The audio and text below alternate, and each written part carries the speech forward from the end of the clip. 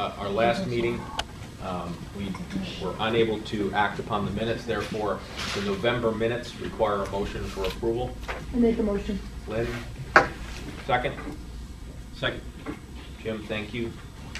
Any discussion regarding the November minutes, which I'm certain are fresh in your mind? All in favor? Aye. Opposed? Motion carries. Thank you.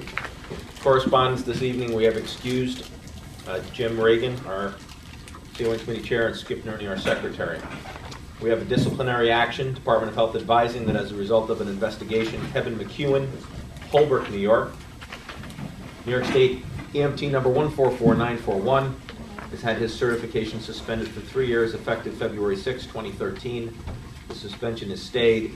In addition, he has been placed on probation for 3 years effective February 16, 2013, and assessed a civil penalty of $2,000 for violations of Part 800.16, subsection B.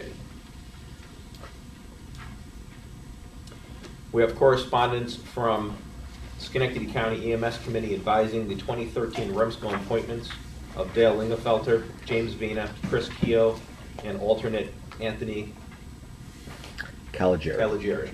Thank you. Wish to note in the record the course sponsorship revision of Rich Ruther as administrator, replacing Jay Tyler in our official correspondence with the state.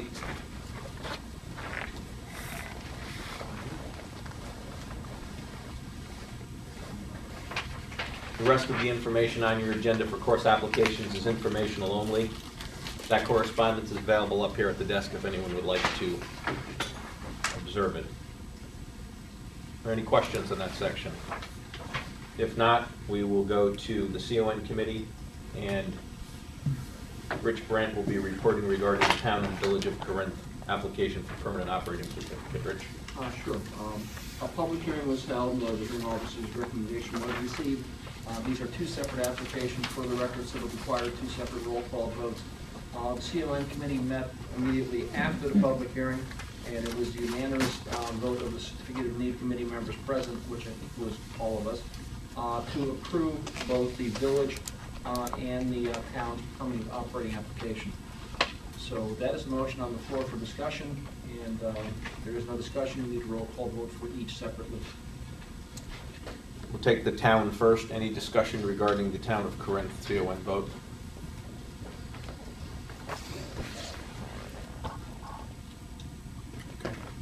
Do you have the... Should have it in your packet. No, I mean, so Roster. for who's here? For who is actually Oh, I'm here. sorry. Thank you.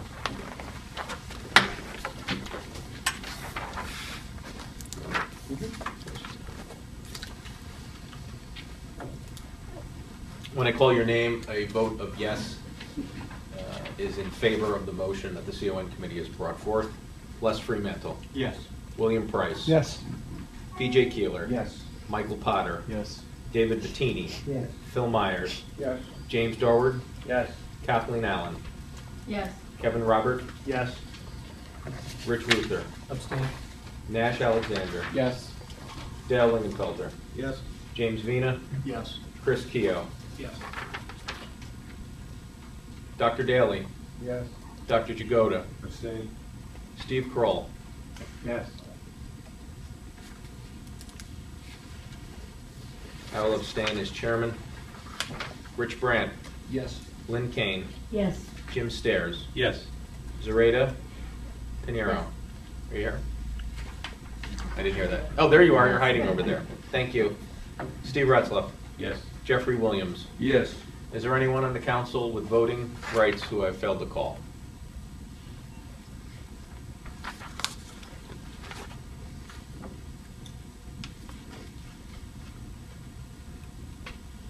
$22 in favor, 2 abstentions. 22 in favor, 2 abstentions. Motion carries regarding the CON vote for the town of Corinth.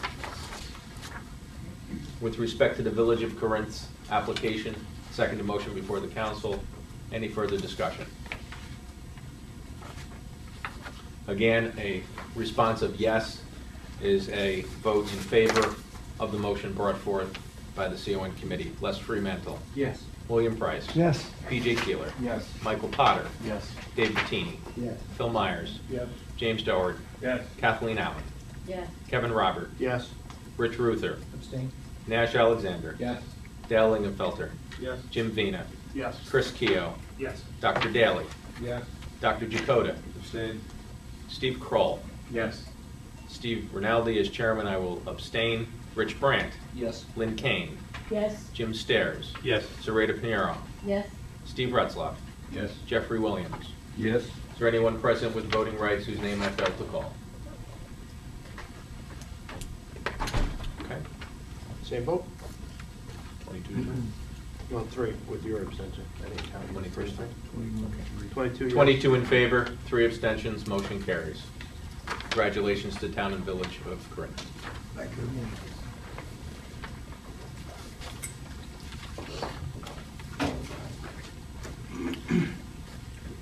Second item on the CON committee agenda this evening is the Hoosick Valley Rescue Squad application for expansion of primary operating authority. With regard to that application, I note the following. We will be tabling the application for expansion of operating authority for Hoosick Valley Rescue Squad. The Remsco has not yet received a statement from the New York State Bureau of EMS relative to the competency and fitness of the applicant as required by Public Health Law Section 3005. In the absence of a report on the findings of the Department of Health detailed fitness and competency review, the Remsco is not going to take any action on the application. We wish to further note that the CON Committee has reviewed Bureau of EMS Policy Statement 06-06 and has recognized the discrepancy in time requirements set forth in the policy statement under paragraph C entitled Remsco Responsibility. The policy statement refers to the Remsco acting on the application within a 60-day window as set forth in Public Health Law Section 3008. The statute refers to a 60-day time period after which the application is completed within the Remsco should act. Conversely, the Appendix 4 to 0606 delineates the timeline to be followed as providing a 60 business day window. This discrepancy in 0606 establishes an additional basis supporting the tabling of the application at this time. Any comments or discussion regarding that? Okay, thank you. On the report of committees, the executive committee, certainly everything that we discussed in the executive committee will be brought before the council this evening. There's 2 particular items that I will note that will not be brought up in other sections. One is we did provide a investment subcommittee report, and by motion made and seconded, we agreed to put to bid our existing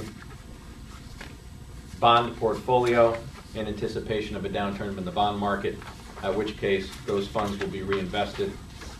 Wish to note that to date, the investment portfolio that we are looking to put to bid has returned 17.3% in operating gains regarding the principal and has returned a steady 5% annual income. Once the market improves from the bond perspective, we will reinvest that, and a report regarding that activity will be brought before the council. Wish also to note that upon review of the performance of the executive director for 2012, there's a motion made and seconded, of which we'll vote this evening, to provide a incentive compensation bonus net of taxes representing the market value of $2,500 to our executive director, Tim Robley. Any discussion on that item? It is a motion made and seconded. All in favor? Aye. Opposed? Anyone abstain? Tim, you've done an excellent job. Congratulations. Thank you. Thank you very much. We'll now take Tim's report, Executive Director. And the Every- minutes will reflect the note, the addition of Anne Marie Cross, our Chair of the Nurses Committee, has joined the meeting today. Sorry, Tim. Everybody should have one. Just 2 items, I think, of note here. I gave a report to the Executive Board. Remo entered into partnership with the American Heart Association, the Albany County Department of Health, Colony EMS, and the Albany County Sheriff's Department to undertake a big hands-only CPR initiative for February, which is Heart Month. Everybody stepped up to the plate, secured various locations around the Tri-City region to train people. Remo was lucky enough to secure a booth at the Great Northeast Home Show, which was just recently held down at the Times Union Center, and we trained over 200 people in hands-only CPR. Combined with all the other groups out there, there's probably about 1,000 people trained in CPR, hands-only CPR, in the last couple of weeks. The other item of note is I had this on for one of the last meetings, but I put it back on there in case people didn't see it. Remo received a $1,000 donation in the memory of Dr. Howard Westney from the Latham Medical Group. It was greatly appreciated, and we let them know that. And it was used to buy all sorts of different training supplies for our EMT classes, so on and so forth. Gloves, BVMs, pen lights, stuff that we use all the time, and it's tough to replace, and it was sorely needed. So we are gratefully, we're very appreciative of that. And that's it, unless anybody has any questions for me. Questions for Tim? Okay. Thanks, Tim. Treasurer's report. Rich? Sure. We're still in very good shape with nearly $500,000 in cash equivalent, and investments. In addition to that, in accounts receivable, we got over an additional $100,000, most of which is a state grant payment and the REMAX bills that recently went out, or the communication support bills, whatever we call them now. Our liabilities are, as usual, essentially nothing, so our balance sheet looks terrific. We have one bill for approval, Marvin & Company, for the audit, in the amount of $3,410.40, and that comes to you as a second motion for approval, unless you have any questions. Questions for Rich regarding the payment to Marvin & Company for our annual audit? Seconded motion, all in favor? Aye. Opposed? Anyone abstain? Motion carries. Thank you. Nothing further, sir. Thank you. GPO Finance Committee report, Steve Kroll. GPO did $9,000 in business in the month of December, for a total of approximately $32,000 for calendar year 2012. That certainly is, we receive a 1% premium for that amount, so the income to Remo for 2012 was approximately $320. Business dropped off a bit in January to somewhere around $1,200, so it was a slow month. The potential for growth of the GPO continues to be in our partnership with the two surrounding regions. For those of you that need an update, essentially, once we reach a certain threshold of business, we receive a doubling of our payment that we would receive as our fee. So right now we're receiving 1%. Once we reach the $10,000 per month, we would receive a bonus payment that would be equivalent to 2%. That's when this would become a much more robust form of sustainable income for us. And so that's the goal, to continue moving in that direction. Any questions for Mr. Kroll regarding the GPO?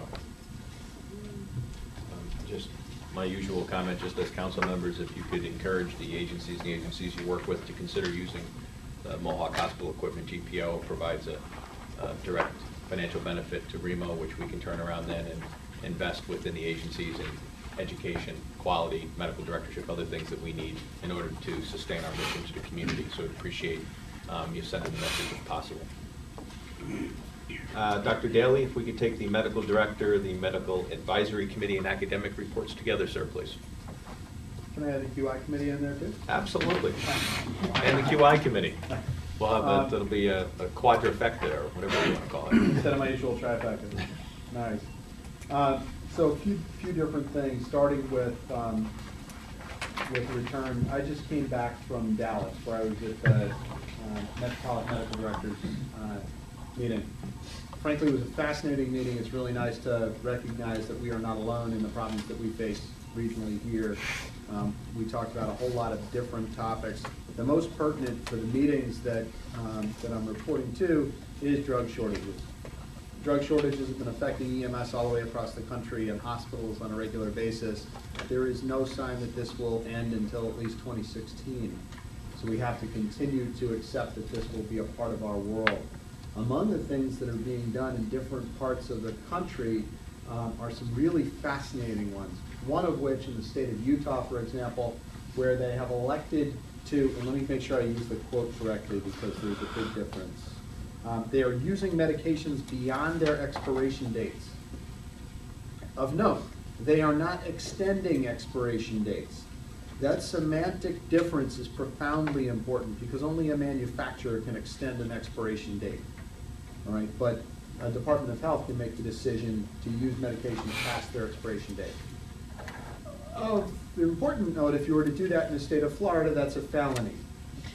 So we really have to be careful with how we do this. I've been in conversation with the Department of Health about this before. I'm going to broach the topic with them again. In particular, I think there are a few areas where we should be looking at this. The first is EpiPens, profoundly important for potential survival and anaphylaxis, and a huge cost to our agencies in terms of expirations very quickly. I want to find out if there's a way for us to use those EpiPens on a regular basis, perhaps even send one out each month after they've expired to test them to make sure that they still have an adequate amount of drug in them while storing them in a similar environment. So basically, are our EpiPens that we're throwing away still good drugs? We have some summer projects that are going to come up with the School of Pharmacy. Hopefully will yield us that information. We'll bring that data back here and tell you what kinds of things we've learned. A lot of different ideas about how to approach this. In terms of controlled substances and some of our really short cardiac medications, for example, atropine not available anywhere recently. We know that atropine, if it were taken out of the Great Pyramid in Egypt, is probably still good. All right, so the expiration date of that drug is probably not a reasonable one. On the other hand, epinephrine, that is actually a pretty temperature unstable drug. If you store it in the pickup trucks, in the glove compartment of a pickup truck, it won't work at 18 months. But if we store it in an ambulance that maintains reasonably good temperature controls, it might actually work for a lot longer. So we need to approach this on a drug-by-drug basis. Controlled substances, they actually seem like they work for an awfully long time past their expiration date. We suffered the problem in Columbia and Green where everything went out on the same day. February 1, 2012, we had no midazolam anywhere because it all expired. Right. So we need to figure out some answers there. There is a lot of work being done on a national basis by ACEP, National Association of EMTs, National Association of EMS Physicians, all working with the FDA and the DEA to see if they can come up with any answers. They're not there yet, but they're still trying. Some interesting asides. One is our intranasal naloxone program. Resounding success, as you've known before. We wrote an abstract based on the data that we had so far up to the end of 2012, which was that we had trained almost 1,300 people with 69 saves. That actually, if you do, you extrapolate out over a complete year, because that was 6 months worth of data, we would actually get one save for every 10 people we train with intranasal naloxone. There are a few interventions that we train and get that kind of a return on investment in EMS. We'll be presenting that data at the Society for Academic Emergency Medicine down in Atlanta and are being asked for the training materials to go to other places. So this is getting a lot of traction. We're seeing more traction throughout New York State. Rich will talk about it a little bit of his, I'm sure, but the CMAC, there was no quorum for a vote on whether or not that should come out of pilot, which actually is not a bad thing, because that means the Department of Health is still paying for it. So it's not all bad. The other thing I am happy to announce is after doing all this work to save lives on Long Island, which wasn't our intention, but is a nice side effect, we finally have our first save regionally, and Hoag's Corners got their first save a couple of days before we presented the data to the state, so that was really nice. Other things of note, our protocols have officially been accepted by Hudson Valley, and the Hudson Valley region will also be coming on board with our protocols. And what I'd like to bring to you next month actually is a quality assurance review of our controlled substance uses. Happy to say that our time to fentanyl seems to be under 20 minutes. Our time to morphine actually is around 15. It's kind of interesting to see the difference there. Bring that data back to you in a more of a presentation format next month, along with expanding out some of the additional data points on that, so you can see where we are. So, some quick information. Steve? Questions for Dr. Daly? Just a quick one. How many regions are now using our protocol? 6? 5 onward to 6. Okay. Only 18 in the state. Any other questions for Dr. Daly? Rich, the floor is yours again for the Remsco report. Sure. Carol was nice enough to write a very well-done report, which I distributed to you. I'll just hit some of the highlights quickly. The annual EMS memorial service is on May 21st this year, 11 a.m. at PSP. If you're a creature of habit, as I am, that is a Tuesday. It's always on a Wednesday, so mark your calendars accordingly. It's also the day of Albany Med's big CME presentation as well, so we'll have to, I guess, make choices and divide the time. It's unfortunate. The Article 30 changes about this time last year we were battling with and worrying about what was going to happen are coming back around again this year. So, and I don't think I'll let Steve Kroll give his expert opinion from the legislative standpoint, but I don't see them going away this time around. The regional councils, which have a new name, will shrink from 18 to 10. The 4 state advisory councils, which currently have about 160 members, will shrink down to 31 or 32. That's CMAC, Remsco, EMS for Children, and STAC. And apparently, from what I understand, too, all of these appointments will be made by the commissioners, so the state will drive the bus throughout the process. Sadly, and Dr. Daly and I are kind of still working on this in the background, we're going to try to tilt this windmill. A motion was deemed out of order, which would have required all ALS agencies in New York State to, God forbid, carry controlled substance medications. I tried, I took a stab at getting a parliamentary motion to override that and to dispense with the process, but it would require 2/3 vote and failed by 1. So I guess if we do meet again, we'll be tackling that then, right? Community Paramedicine Tag has been formed. Mr. Kroll is the chair. STAC is working on firming up the definitions of level 3 and level 4 trauma centers. I'm not quite sure what they even are, but. And there is no next meeting date for CMAC or Remsco at this point, so we await word of if and when they may meet again. If I could ask Mr. Rinaldi and Mr. Stairs personally, if you are vetted, if you could let me know so I can step aside, I would appreciate it. Our medical director from Mohawk, after serving 16 years, got basically an adios postcard from the commissioner. Was her only advisement. Her term was up, so if you could kindly let me know if you're vetted, I would appreciate it. That's all I have. Thanks, Rich. Questions? Oh, and really important, additional information, the Department of Health came to the state meetings. In spite of all of the great work done by the medical director from Mohawk, blood still has not made it past the state. So we still have no way to carry blood on board anymore. I also neglected to mention that you and I are conspiring to try to get the State Physician of Excellence Award named in memory of Howard J. Wilson. So we're hoping to approach peer committee with that at their next meeting, if they have a next meeting, and try to push that forward. He's truly one of the true pioneer physicians of pre-hospital EMS in this state. We're trying to get him recognized. Thanks, Rich.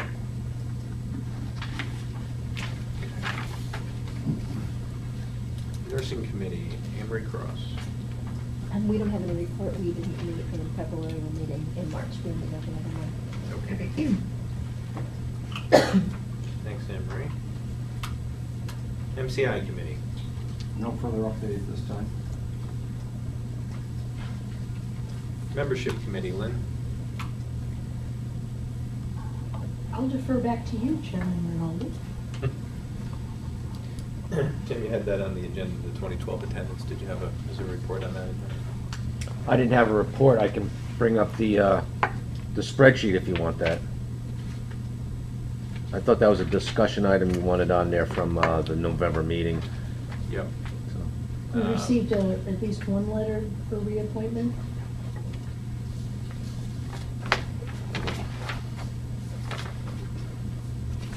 chairman. I have a letter from Schenectady County, but I don't have any other letters for reappointment. But oh, your letter, yes. I thought we addressed your letter though previously. Okay. Executive director told me you'd take care of that. I think we already addressed your appointment. I thought we had to. You, So I'm still here? yeah, you can't get away that easy. Cool. But I don't have any other.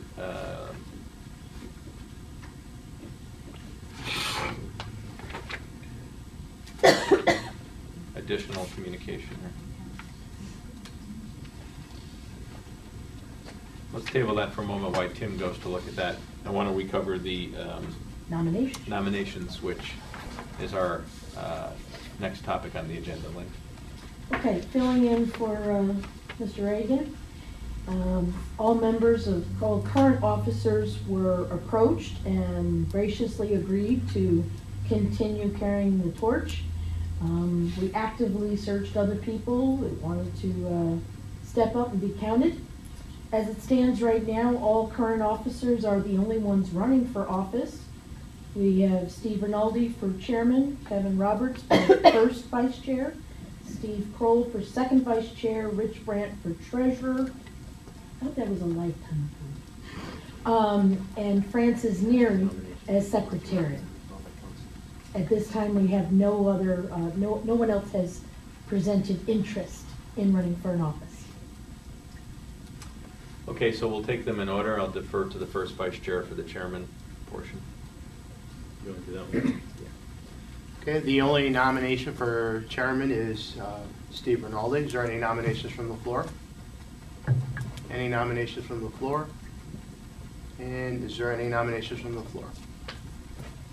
I make a motion that we close the nominations and secretary cast one vote for Chairman Rinaldi. Is there a second to the motion? Second. All those in favor? Aye. Opposed? Aye. Congratulations.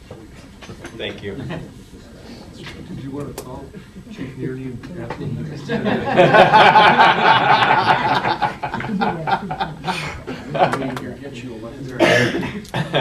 We'll take the position of first vice chairman.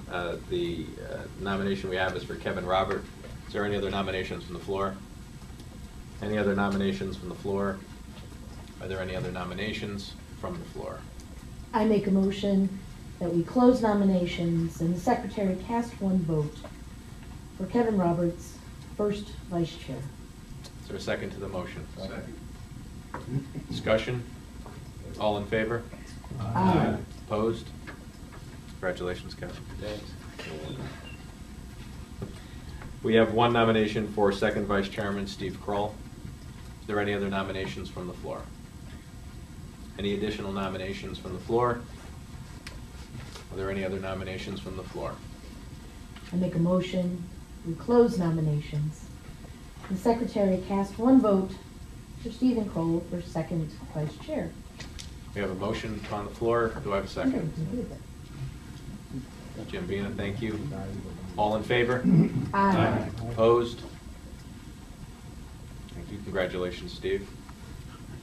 We have one nomination for treasurer. I believe the title has actually been modified to read treasurer for life. But that's just a rumor. Rich Brandt, do I have any other nominations from the floor? Almost got to play that card.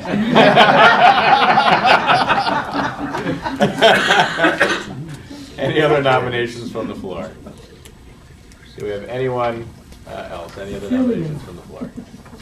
I make a motion that we close nominations and secretary cast one vote for Rich Brandt for treasurer. Do we have a second? For life. Thank you. All in favor? Aye. Opposed? Congratulations, Rich. I'm glad you're here.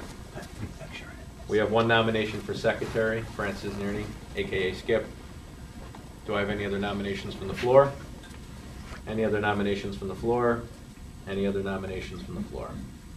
I'd like to make a motion to close nominations and secretary cast one vote for Francis Neary for secretary. Do I have a second? Second. Jim, thank you. Discussion? All in favor? Aye. Opposed? Motion carries. Apparently, he'll have to send a letter to himself as secretary, notifying himself of his reappointment. Congratulations to the officers, and thank you, everyone, for your continued support. We move on then to, do we have any awards committee update? The awards committee, at least 2/3 of us met very briefly before this meeting. There is a new award that is going to be added, and was agreed at the state level, to a state award for safety and quality. Mr. Kroll was very integral in getting this put forward. And Mr. Kroll and I nominated Mr. Nearney and myself will be working with Mr. Miraboli to create a brochure and get the appropriate information disseminated. Great. Steve, any comments? Just this new award for quality and improvements in patient safety is designed to, previously we tend to award individuals for meritorious acts, for stellar performance as an agency, and the idea here is, since so much emphasis is on improvements in quality of healthcare throughout the whole system, as well as provider safety, that people who are beginning to do things that are innovative and cutting edge in both improving quality and provider safety should be able to showcase those things. So it really serves two purposes. Number one, to give an award to people that are doing something innovative, but also all the award nominees that are advanced will be going into a case study publication. And that will be somehow published so that all these things that are happening around the state, other people can try and replicate when someone comes up with something that advances the cause. Thanks, Steve. Thank you, Lynn. Any questions or comments regarding the new award? Okay. Thank you. Let's go back to the membership committee report. Kevin Roberts is going to cover that for us. Tim just gave me the attendance list, and it looks like there's only 3 people who did not meet membership requirements, and actually one person's expired, we just discovered. Past practice has always been to contact these people, see if they're still interested in serving, so shall we continue with that? Anyone, any discussion from anyone? Okay. Okay. We'll report back next month. Thank you, Kevin. Counter reports. I know Jim is not here this evening. He's been excused. Is anybody prepared to report regarding Albany County? No report. No report. Thank you. Columbia County. EMT course is going good. We'll end in March. There's going to be start up a first responder course in May. And in March, we were doing a disaster drill with CMH Hospital. Thank you. Questions for Columbia County? Greene County, Dave. As we are also having an EMT refresher course beginning shortly.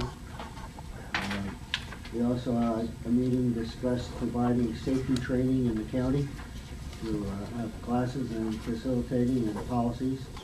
And we also had a demonstration from Stryker on their power stretcher and loading demo. And there was discussion afterwards about group purchase for the county, which is the purpose of the demo. Any questions for Dave? Thanks, Dave. Remsco County? Oh, sorry, Steve. Yeah, You have a just question? if you're doing group purchasing, I believe Mohawk Hospital Supply has a relationship with Stryker that can make that connection for you and probably get you the best available price based on the volume of business they do. And if we combine those two, are we in the inside track for the safety award? Talk to the chairperson.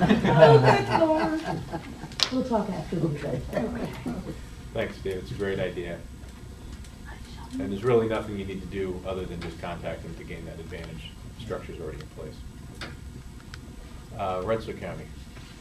We do have a couple of research coming up, and I believe, Lynn, you have a original coming up? I have an accelerated original and research, May 8th, August 18th, 3 nights a week, 4 hours a night. Come play. And that's about it for that. Okay. Saratoga County. Business as usual unless my counterparts wish to add anything. Okay, no report then. Schenectady County, Jim. There's no report about that. Okay, thank you.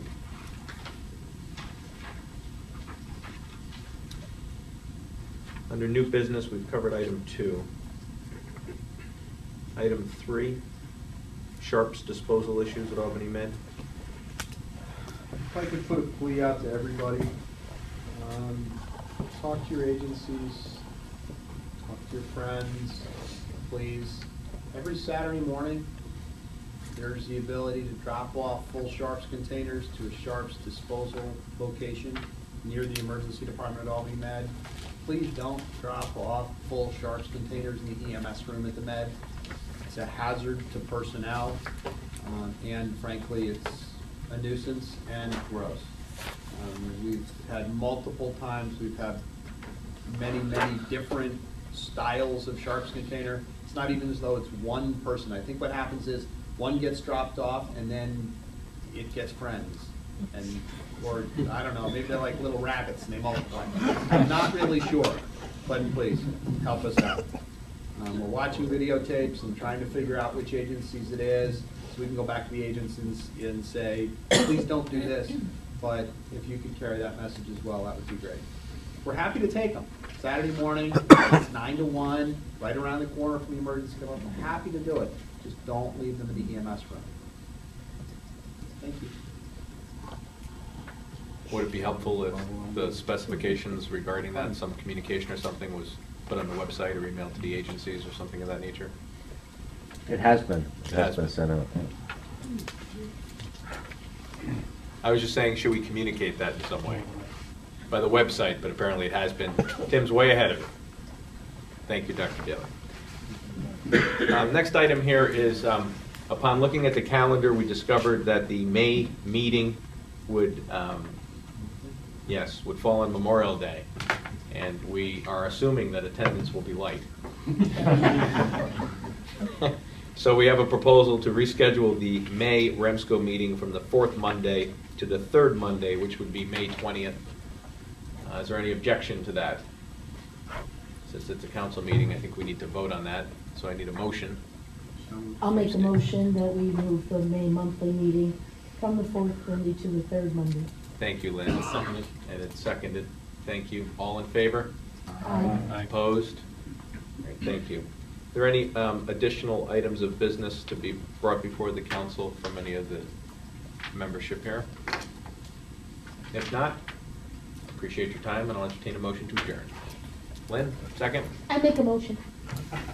I'll second. Kevin? All in favor? Aye. Thank you very much. Have a nice evening.